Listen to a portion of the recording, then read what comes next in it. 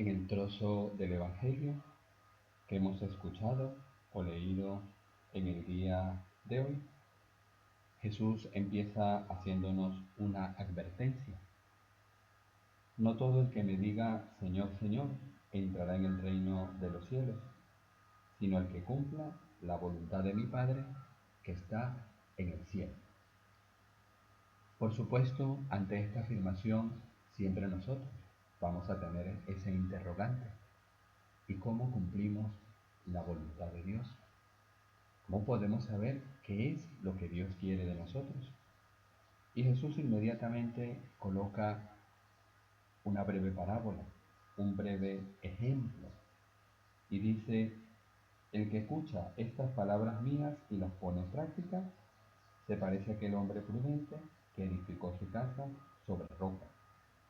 Cayó la lluvia, se salieron los ríos, soplaron los vientos y arremetieron contra aquella casa, pero no se derrumbó, porque estaba cimentada sobre la roca.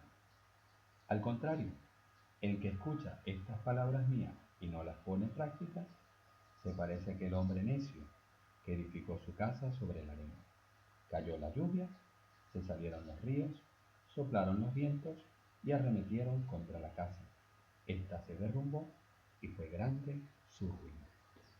Por supuesto, Jesús no se refiere solo a las expresiones que está diciendo en ese momento, sino a todas las expresiones que nos dirigió precisamente en su vida terrena, y parte de ellas fueron recogidas en los evangelios, pero que nosotros nos encontramos con la palabra de Dios en toda la Sagrada Escritura, en toda la Santa Biblia. Es una de las invitaciones, y podríamos decir la más fundamental, para poder ser fieles a la voluntad de Dios. Debemos leer, debemos meditar y por supuesto debemos llevar a la práctica la palabra leída y la palabra meditada. Nunca nos podemos cansar de que se nos repita esto, de que lo volvamos a escuchar y por supuesto de que nosotros también nos detengamos a pensarlo y a valorarlo. Vamos a recordar unas palabras del Papa Benedicto refiriéndose a la Virgen María, en la que él decía que ella estaba muy llena de la palabra de Dios, muy penetrada, porque era como su propia casa. Tenía una gran familiaridad con esta palabra. Decía el Papa: María, por decirlo así, se sentía como en su casa, en la palabra de Dios. Vivía de la palabra de Dios, estaba penetrada de la palabra de Dios. En efecto, hablaba con palabras de Dios, pensaba con palabras de Dios. Sus pensamientos eran los pensamientos de Dios. Sus palabras eran las palabras de Dios. Estaba penetrada de la luz divina, por eso era tan espléndida, tan buena, por eso irradiaba amor y bondad. María vivía de la palabra de Dios, estaba impregnada de la palabra de Dios. Al estar inmensa en la palabra de Dios, al tener tanta familiaridad con la palabra de Dios, recibía también la luz interior de la sabiduría. Quien piensa con Dios, piensa bien. Quien habla con Dios, habla bien. Tiene criterios de juicios válidos para todas las cosas del mundo.